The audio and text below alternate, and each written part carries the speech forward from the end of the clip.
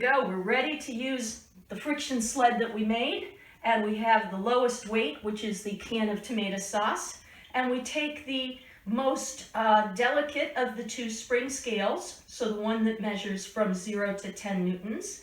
We set at a starting point, we hold it as close to horizontal on the ground as we can, and we pull that tomato sauce without it accelerating, and I read the scale. And my poor old lady eyes say that that is about 1.2 newtons. So I record 1.2 newtons for my tomato sauce run. Remember that you know the mass of your rubber mat and your apparatus, and go ahead and cut. Okay. Now the other end of the scale, we have a lot of normal force on this sled run.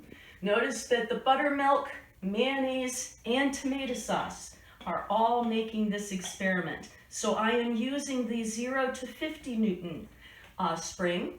And again, I'm pulling with as much of a constant velocity as I can. And I see that I am at 8 newtons for this. Cut.